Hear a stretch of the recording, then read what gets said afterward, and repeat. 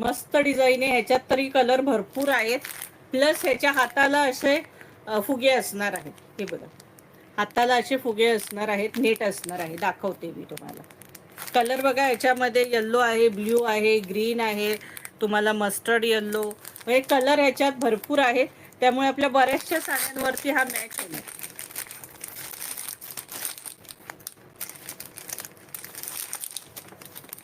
हा बघा, फोटो जवळून आधी दाखवते म्हणजे तुमच्या टोटली लक्षात येतं. हे बघा,